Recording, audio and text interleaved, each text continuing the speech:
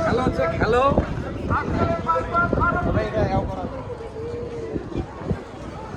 সময়ের উপস্থিতি এবং যুগের সাথে তাল মিলিয়ে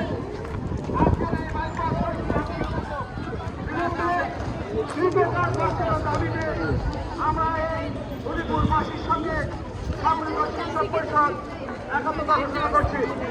আমাদের বাইপাস সড়কের দাবিতে উলিপুরের সব স্কুল কলেজ মাদ্রাসা রাজনীতি দল সব একাকার হয়েছে বাইপাস সড়কের দাবিতে। আপনারা দেখেন। আমি আমার সংক্ষিপ্ত বক্তব্য শেষ করছি। আল্লাহ হাফেজ। ধন্যবাদ বক্তব্য রাখার জন্য রহমতুল ভাইকে।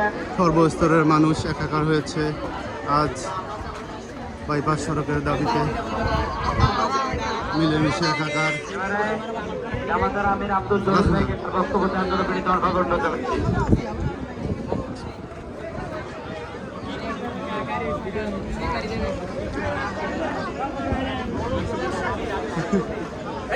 তোলো আজ সর্বসাধারণ মানুষের প্রাণের দাবি আমাদের বাইপাস সড়ক। বাইপাস রোডের বাস্তবায়নের জন্য আজকের বিশাল মানববন্ধনের সম্মানিত সংগ্রামী উলিপুরবাসী, আসসালামু আলাইকুম রহমতুল্লাহ। অন্যান্য ধর্মাবলম্বী ভাইদের জন্য আন্তরিক শুভেচ্ছা, সাংবাদিক বন্ধু যারা আছেন, প্রশাসন ভাইদেরকে আন্তরিক শুভেচ্ছা জানিয়ে আমার সংক্ষিপ্ত বক্তব্য শুরু করছি। আমি আমাদের উলিপুরের নির্বাচিত এমপি মাহবুবুল সালির পক্ষ থেকে আমাদেরকে মোবারকবাদ জানাচ্ছি। আজকের যে আমাদের এই বাইপাস রোড অনুমোদন হয়েছে, এই অনুমোদন বাস্তবায়নের জন্য যে কোনো ষড়যন্ত্রের মোকাবেলায় আমার রাষ্ট্রীয় সংসদে ভূমিকা রাখবো বলিষ্ঠ ইনশাআল্লাহ। আপনারা কি থাকবেন?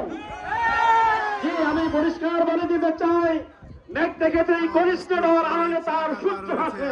এক কণ্ঠে দাবি উলিপুরের প্রাণের দাবি, জনগণের প্রাণের দাবি বাইপাস সড়ক বাস্তবায়ন হবে ইনশাআল্লাহ। যতই কুচক্রী মহল যতই ষড়যন্ত্র করুক, উলিপুরের জনগণ তাদের ন্যায্য দাবি ছিনিয়ে আনবে ইনশাআল্লাহ। আমরা পরিষ্কার বলে দিতে চাই, উলিপুরের 5 লক্ষাধিক মানুষের প্রাণের দাবি একটি নিরাপদ সড়ক, একটি নিরাপদ বাইপাস। আমাদের এই বাইপাসের সঙ্গে জড়িয়ে আছে আসিফপুর রহমানী সহ গাইবান্ধার মানুষের প্রাণের দাবি।